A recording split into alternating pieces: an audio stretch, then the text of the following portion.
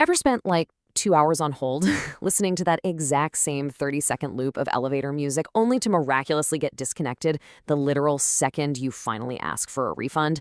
Man, it is an incredibly relatable and incredibly maddening frustration. But what if I told you the secret to actually getting your money back without, completely spiking your blood pressure is kind of just a lost art? Well, today we are talking about the sheer power of the written word to solve those incredibly modern problems. Welcome to This Explainer. You can think of me as your personal communications coach for today. Why? Because we are cracking open the professional toolkit, writing to get results. Whether you're trying to get a refund on a totally faulty product, trying to land your absolute dream job, or maybe you just need to manage a really tricky professional relationship, a well-crafted business letter is literally one of the most empowering tools you can possibly wield. Okay, let's dive right into this. Here is our roadmap for today. 1. The power of letters. 2. Crafting a complaint letter. 3. The winning cover letter. And 4. Delivering good and bad news. All right, moving right along, let's start with sections 1 and 2, the power of letters and crafting a complaint letter. So, when those endless phone calls fail and your quick, angry emails just get ignored, putting something into a formal, written structure, it completely changes the game. It formalizes the whole situation and practically demands the reader's attention. But okay, here is the catch. When you've been wronged by a company, your absolute first instinct is to vent, right? But as our source documents explicitly warn us, angry comments don't lead to communication, they lead to combat. I mean, think about it. If you blast a customer service rep with pure rage, they're absolutely not going to go out of their way to help you out. Actually, scratch that, they'll probably just ignore you. You have to completely strip away all that emotion and rely strictly on diplomacy. Now, to achieve that perfect diplomacy, our sources recommend relying on a super strict rule of 3 paragraph framework. It makes the whole writing process feel honestly perfectly formulaic and super accessible. Okay, step 1. Your very first paragraph just states the issue objectively. Stick to the facts, give them dates, model numbers, and mention any enclosed documents like your receipts. Just the facts. Step 2. Outline the exact resolution you want. Do you want a full refund or maybe just an exchange? You got to tell them. And then step 3, the close. Thank them for their time, maybe even throw in a quick compliment about their product, and leave your contact info. It's a beautifully simple, highly effective little machine. And this brilliantly illustrates exactly what we're talking about.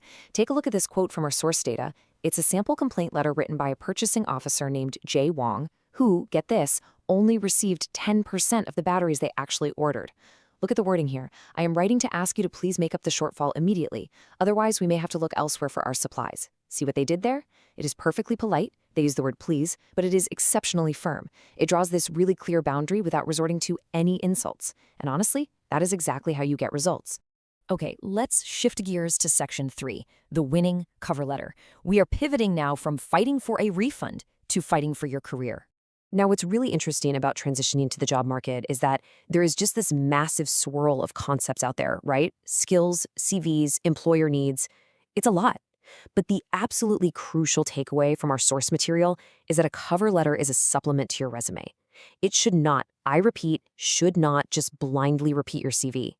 Instead, think of it as your one distinct opportunity to highlight specific skills, provide real context, and fundamentally prove why you are the absolute ideal candidate for that specific role. But before you draft a single word, you really need to memorize these precautions. First off, keep it to a maximum of 1 page. Employers are busy, they don't have time for a novel. Second, and guys, this is a massive one, maintain the you attitude. What does that even mean? Well, it means focusing entirely on the employer's needs instead of just saying, I want this, I need that. An employer ultimately cares about solving their own business problems, not fulfilling your personal career desires. So you have to make it all about how your specific skills will help them win. Keep the tone friendly but professional, never ever use a cookie-cutter template, and focus strictly on your strengths. There is literally zero need to mention your weaknesses in this particular document. And wouldn't you know it, this you attitude perfectly maps onto another trusty rule of 3 framework. Just like that complaint letter we looked at, the architecture here is highly, highly specific. Paragraph 1, set the scene. State the exact position you're applying for and exactly how you found out about it. Paragraph 2 is the absolute meat of the letter. This is where you provide concrete, undeniable evidence of your skills. Don't just tell them you're a hard worker, prove it with a real example.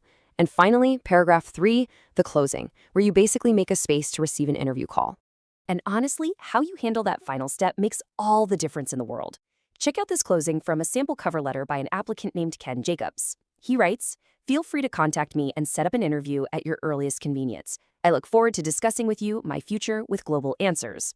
Just notice the profound confidence here. He isn't passively hoping they maybe, might call if they have a second. No way. He is actively claiming space for an interview and expressing this really genuine eagerness. It just leaves such a powerful, proactive final impression on the hiring manager. All right, moving right along to section 4, delivering good and bad news. This is the final tool in our kit today. So, out in the business world, you're going to find yourself sending two very, very different types of messages. On one side, we have the good news letter. And let's be honest, these are a total joy to write. Our sources showcase a letter from a marketing head named Martha Payman, where she gleefully sends a client a 10% discount coupon, basically just to say thanks. It's totally favorable information, and it's super easy to write. But on the flip side, we have the bad news letter. This is that really unenviable task of rejecting a client's request or, worse, firing an employee. The absolute golden rule here, it must be written in an unoffending tone. So the crucial point is, exactly how do you achieve that unoffending tone when the message itself is just inherently negative? Well, look at this extract from a termination letter sent by a St. Lucia hotel to an assistant plumber. It reads, "We are not doing this because you have done something wrong. Occupancy is at the lowest we have recorded in the hotel's history, and your assistance is no longer needed." Do you notice how they kind of cushion the blow there? They do it by explaining the logical, totally objective constraints of the business. It's not personal, it's literally just the numbers. By removing that personal blame and clearly explaining the why, you preserve the recipient's dignity, even in a really tough situation. Now, our sources also bring up a pretty sneaky third category, the neutral newsletter. These are messages containing neither good nor bad news. Think of like an announcement about a change in office hours. The totally unique challenge here is just apathy. Because these are usually unsolicited, the receiver is highly likely to just treat it as junk mail and toss it. So your job as a writer is to still craft it beautifully, finding a creative way to arouse the recipient's interest so they actually read it and respond to it appropriately. Ultimately, the core philosophy of this entire explainer is wonderfully simple. Empathy and structure win the day. Whether you're demanding a refund, hunting for a brand new job, or delivering some really tough news, the words you choose and exactly how you structure them matter immensely. So here is my parting challenge to you. How will you use the you attitude in your very next email?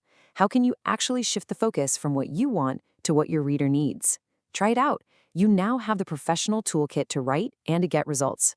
Thanks for joining me on this explainer, and I'll catch you in the next one.